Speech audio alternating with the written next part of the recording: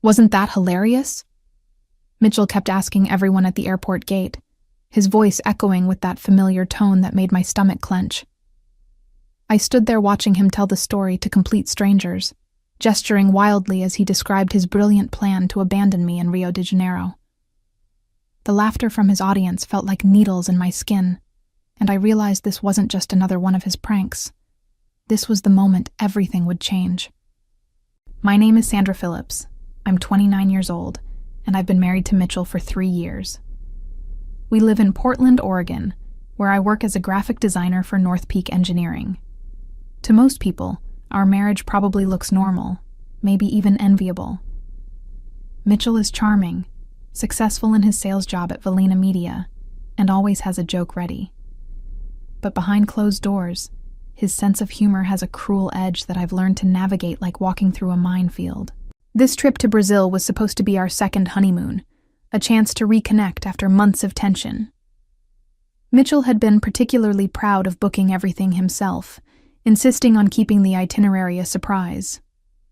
"Trust me, babe," he'd said with that grin that used to make my heart skip, but now made me wary. "I've planned something you'll never forget." He was right about that, though not in the way either of us expected. The first few days in Rio had been magical. We'd visited Christ the Redeemer, walked along Copacabana Beach, and eaten at incredible restaurants overlooking the city. Mitchell had been attentive and sweet, the version of himself I'd fallen in love with. I'd started to hope that maybe we could get back to that place where his jokes were actually funny, instead of calculated to make me feel small. But on our 4th morning, something shifted. I woke up to find Mitchell already dressed, his suitcase packed and sitting by the door. "Change of plans," he announced cheerfully, not meeting my eyes. "I've got to head back early for a work emergency. You understand, right?" I didn't understand, but before I could ask questions, he was kissing my forehead and promising to send details about my return flight. "Just enjoy the rest of the vacation," he said. "Think of it as some Sandra time." The door closed behind him with a soft click that somehow sounded final. That was when I found the note he'd left on the nightstand. Written in his neat handwriting were the words that would haunt me for the next 10 days. "Surprise! Consider this payback for not laughing at my joke about your mother last week. Figure out how to get home on your own. It builds character. Love you." As I stood in that hotel room, holding the note with trembling hands, I felt something cold settle in my chest. This wasn't just a prank. This was Mitchell showing me exactly how little I meant to him. The pattern had started small, so gradually that I'd barely noticed it at first. During our dating years, Mitchell's pranks were harmless. Hiding my keys before an important meeting, telling me we were going to a fancy restaurant only to drive to a food truck. I'd laughed along, thinking it showed his playful side. Back then, his eyes would sparkle with genuine mischief, and he'd always reveal the joke quickly, wrapping me in his arms while we both giggled. But after our wedding, the pranks began to have an edge. He'd forget to tell me about dinner plans with his friends, leaving me cooking for 2 while he texted hours later, asking why I wasn't at the restaurant. He'd hide important mail, then act concerned when I panicked about missing bills. When I confronted him, he'd always have the same response. "It's just a joke, Sandra. Why can't you take a joke?" My friends had started to notice. Jennifer from work had pulled me aside after our last group dinner, her face creased with worry. "The way he talks to you sometimes," she'd said carefully. "It doesn't seem very funny." But Mitchell was always careful to be charming in public, saving his special brand of humor for private moments when there were no witnesses. The worst part was how he'd gaslight me afterward. When I'd get upset about his pranks, he'd flip the script, making me the villain for not appreciating his creativity. "I work so hard to keep things interesting in our marriage," he'd say, his voice taking on that wounded tone that made me feel guilty for objecting. Most women would be grateful to have a husband who still tries to surprise them. I'd started walking on eggshells, never sure when the next prank would come or how far he'd take it. Sleep became elusive as I'd lie awake wondering what I'd wake up to. Would my car keys be hidden? Would he have told people embarrassing stories about me and claim it was just sharing a funny anecdote? The constant vigilance was exhausting. Looking back, I could see how methodically he'd been conditioning me to accept his behavior. Each prank pushed the boundary a little further, and each time I stayed, I was tacitly agreeing that this was acceptable treatment. He'd trained me to doubt my own reactions, to question whether I was being too sensitive or lacking in humor. Now, sitting alone in a Rio hotel room with his cruel note in my hands, I understood that abandoning me in a foreign country wasn't an escalation. It was Mitchell revealing who he'd always been underneath the charm. The mask had finally slipped completely. I walked to the window and looked out at the bustling streets of Rio, feeling more alone than I'd ever felt in my life. But underneath the fear and hurt, something else was stirring. For the first time in months, Mitchell wasn't there to tell me how I should react to his behavior. I was free to feel angry without being told I was overreacting. I was free to think clearly without his voice in my head, reshaping my reality to fit his narrative. The note crumpled in my fist as I made a decision that would change everything. The first day alone was terrifying. I sat in the hotel lobby, trying to figure out how to extend my stay since Mitchell had apparently booked my return flight for the same day he'd left. My Portuguese was limited to obrigada and com licença, and every interaction felt like navigating a maze blindfolded. The hotel staff was kind but busy, and I felt the full weight of my helplessness pressing down on me. By the second day, something had shifted. I forced myself to venture out of the hotel, armed with a translation app and a determination I hadn't felt in years. That's when I met Carlos Martinez, a tour guide who was leading a small group of tourists past the hotel. He was explaining something about the local architecture in accented English when he noticed me standing uncertainly on the sidewalk, clearly lost. "Excuse me," he said, approaching with a warm smile that reached his dark eyes. "You look like you might need some help." I almost cried with relief. Carlos was maybe 35, with kind eyes and an easy laugh that had nothing cruel in it. When I explained my situation, carefully editing out the more humiliating details, his expression grew serious. "Your husband left you here alone." The disbelief in his voice was validating in a way I hadn't expected. "This is not acceptable behavior for any man." Carlos spoke about respect with such certainty, as if it was a basic requirement rather than something to be earned through perfect behavior. It was a revelation. He offered to help me navigate the city, and for the first time since Mitchell had left, I didn't feel completely powerless.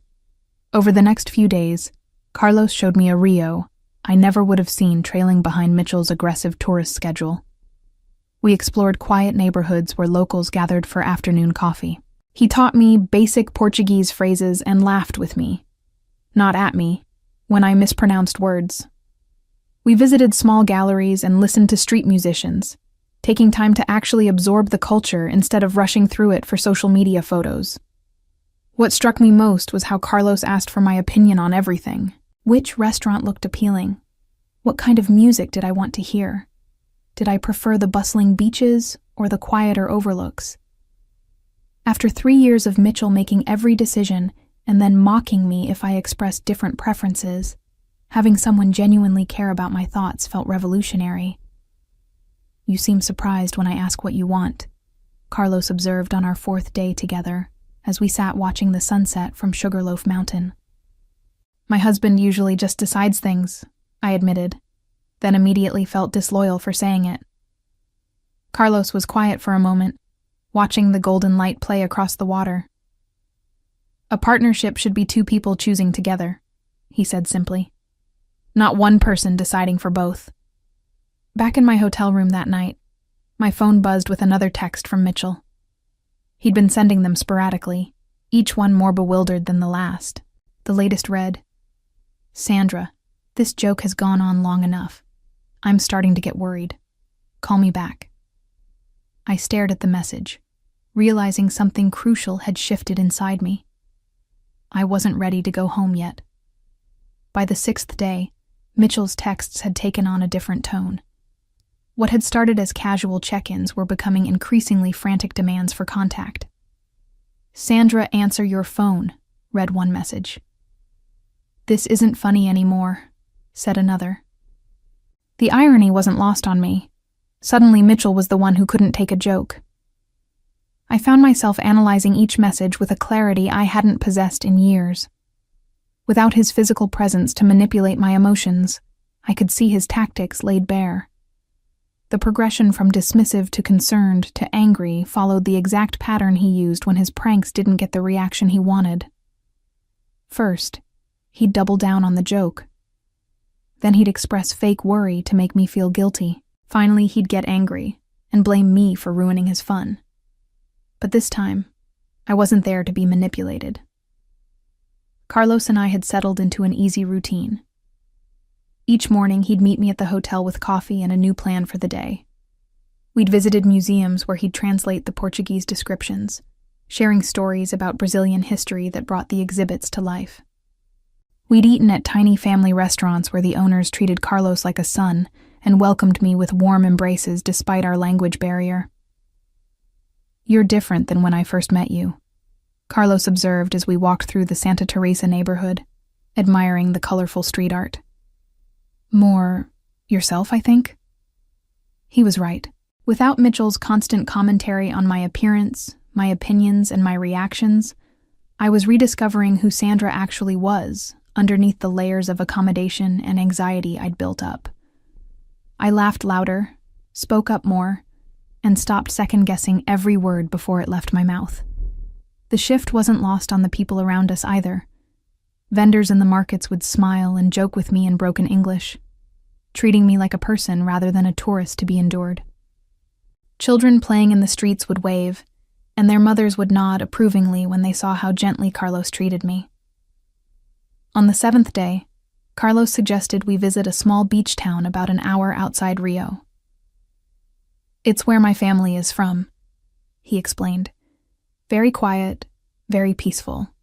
Good for thinking." The bus ride gave us time to talk without the distractions of sightseeing. Carlos told me about his ex-wife, a relationship that had ended amicably when they realized they wanted different lives. "She wanted to travel the world," he said. "I wanted to stay close to family.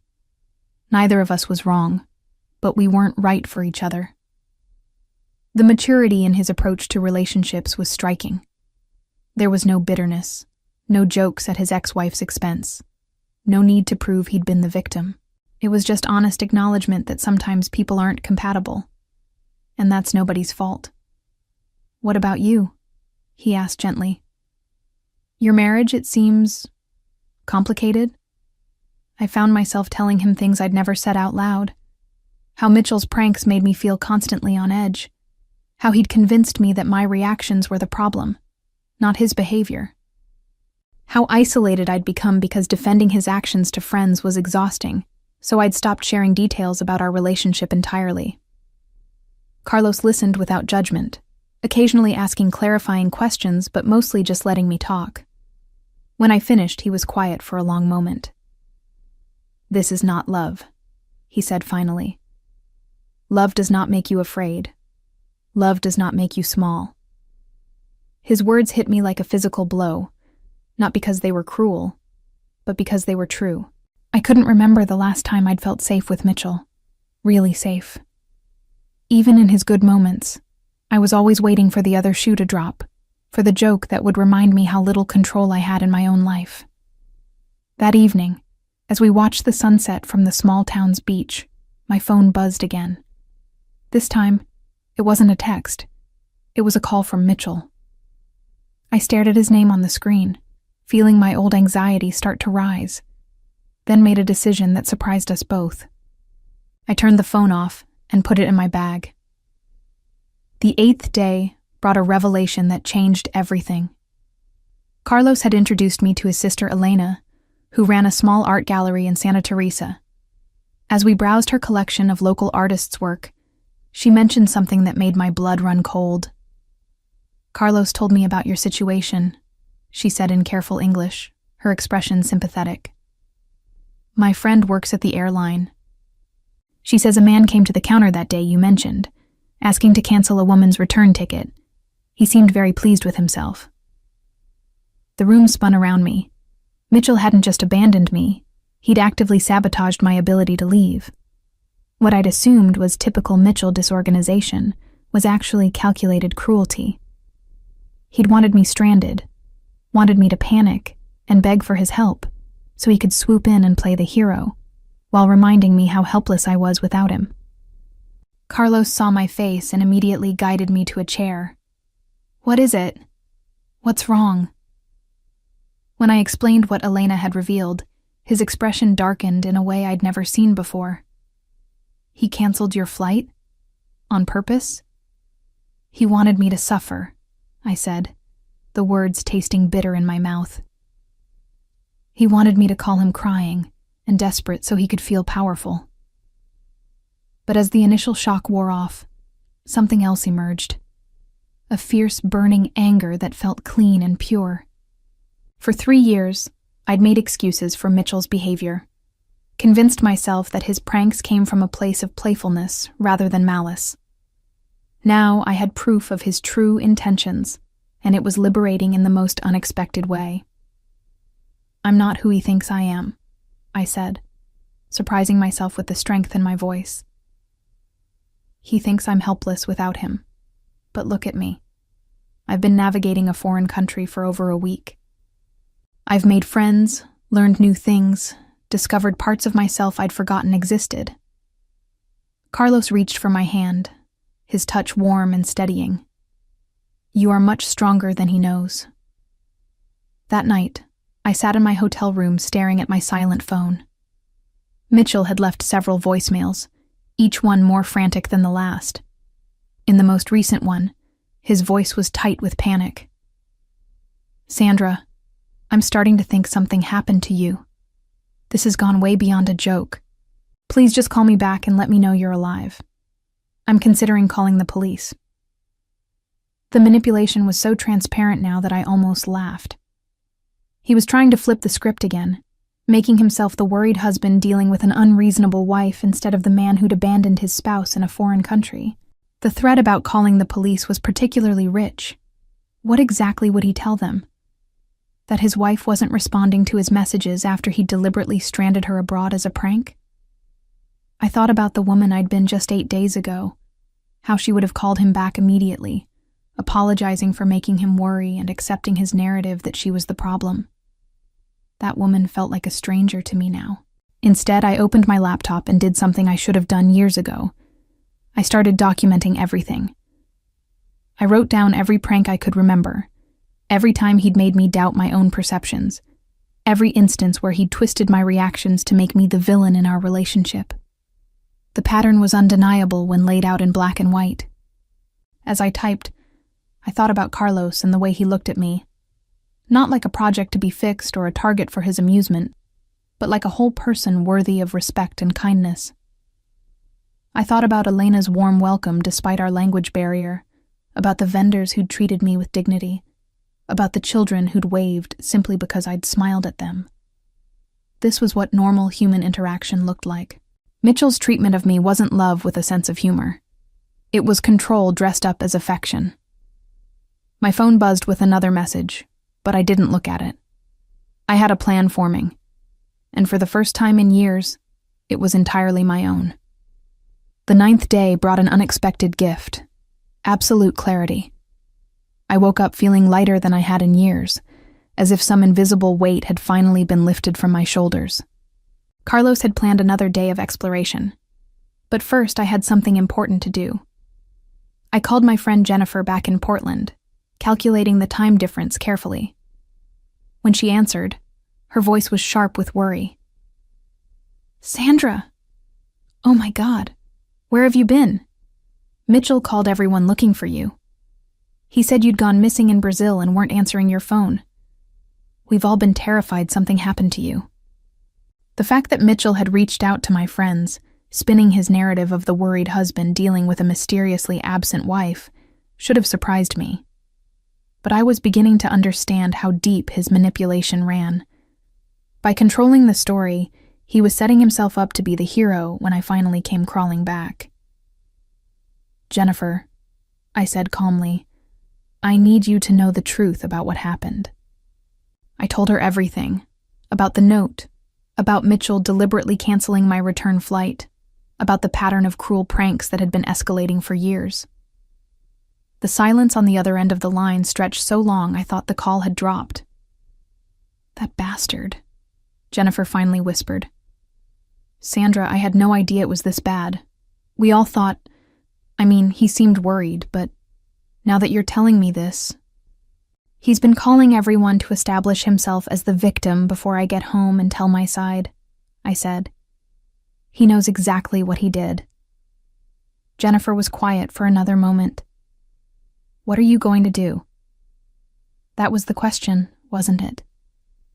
I looked out my hotel window at the vibrant streets of Rio, thinking about Carlos waiting downstairs to show me another corner of his beautiful city. I thought about Mitchell back in Portland, probably planning his triumphant rescue story for when I finally broke down and called him. I'm going to let him sweat a little longer, I said. And then I'm going to remind him that actions have consequences. After hanging up with Jennifer, I felt a surge of energy I hadn't experienced in years. I wasn't a victim anymore. I was a woman taking control of her own story. Carlos was waiting in the lobby with his usual warm smile and 2 cups of coffee. You look different today, he observed as we walked toward the metro station. Happy. I feel like myself again, I said, and meant it. We spent the day at Tijuca National Park, hiking through rainforest trails that felt worlds away from the chaos of the city. Carlos was an excellent guide, pointing out exotic birds and explaining the ecosystem in his patient, enthusiastic way. But more than that, he was excellent company, funny without being cruel, confident without being domineering, interested in my thoughts without making me feel like I was being tested. As we sat by a waterfall, sharing a picnic lunch Elena had packed for us, Carlos asked the question I'd been expecting. What happens when you go home?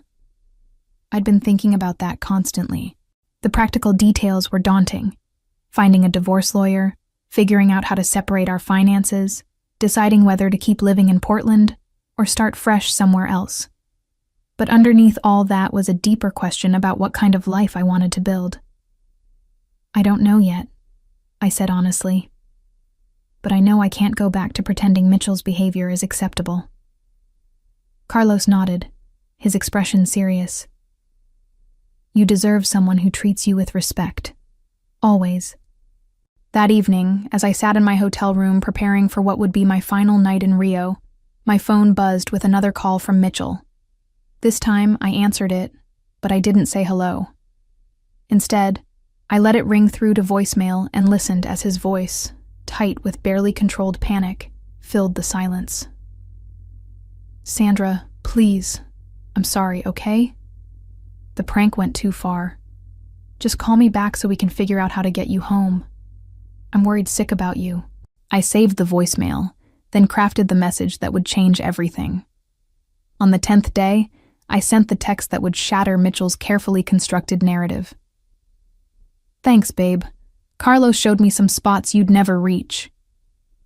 I attached a photo Carlos had taken of me the previous day at the waterfall, sun-kissed and genuinely happy, my arm around his shoulders as we both laughed at something he'd just said. We looked comfortable together, natural, like 2 people who genuinely enjoyed each other's company. My phone rang within 30 seconds. What the hell does that mean? Mitchell's voice was sharp with panic. All pretense of the worried husband dropped. Who is Carlos? What spots? Oh, Carlos is a tour guide I met, I said, keeping my voice light and casual. He's been showing me around Rio since you left. Amazing what you can see when someone actually cares about what you want to do. The silence on the other end was deafening. I could practically hear Mitchell's mind racing, trying to figure out how to regain control of the situation. Sandra, this isn't funny anymore, he finally said, his voice taking on that familiar, commanding tone. You need to come home immediately. We need to talk about this. Actually, I think we're talking just fine right now, I replied. You wanted me to figure out how to get home on my own, remember? Well, I'm figuring out a lot of things. It was just a prank, The desperation in his voice was unmistakable now. "You're supposed to be grateful when I rescue you. That's how this works." And there it was. The truth he'd never admitted before. In Mitchell's mind, I was supposed to be grateful for his rescue from a problem he'd created. I was supposed to thank him for solving the crisis he'd engineered, cementing my dependence on him and his superior problem-solving abilities. "The thing is, Mitchell, I didn't need rescuing," I said. "Carlos showed me what partnership actually looks like. You know, where someone considers my feelings instead of treating me like the punchline to their joke." The photo I'd sent was already doing its work. I could hear it in his breathing, in the way his voice cracked slightly when he spoke again. "You can't leave me for some Brazilian guy you just met." "Leave you?" I repeated, as if the idea had just occurred to me. "Mitchell, you left me, in a foreign country, as a joke. You canceled my return flight and left me stranded because you thought it would be funny to watch me panic. How did you—" He caught himself, but it was too late.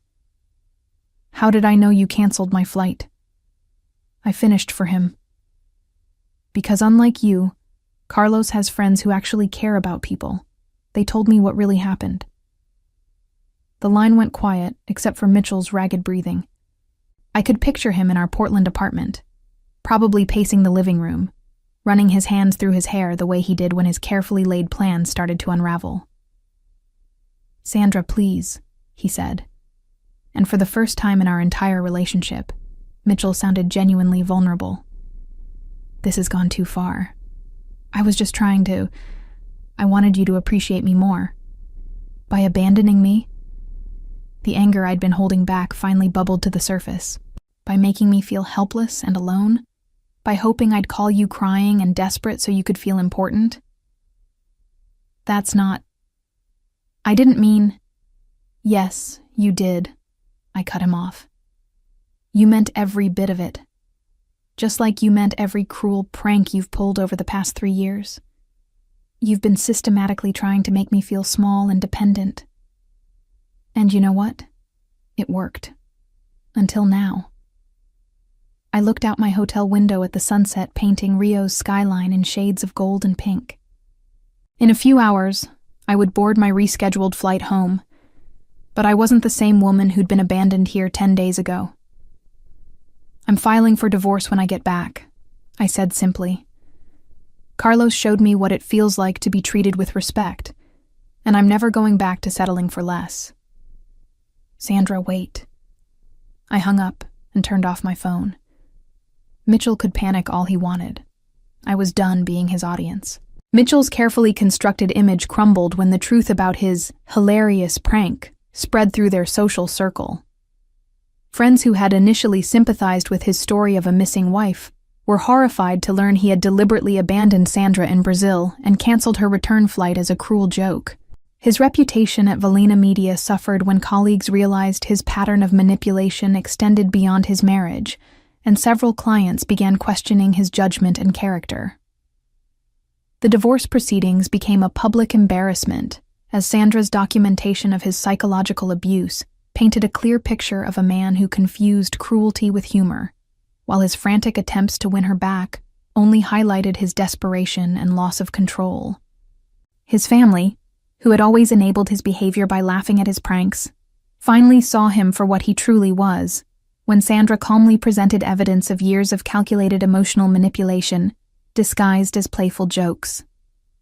As I settled into my new apartment in Portland 6 months later, I smiled at the postcard Carlos had sent from Rio, a picture of Sugarloaf Mountain with a simple message: "Thinking of you and hoping you're building the life you deserve." I was doing exactly that, surrounding myself with people who understood that love should lift you up rather than tear you down, and I had never been more grateful for a prank that backfired so spectacularly it set me free.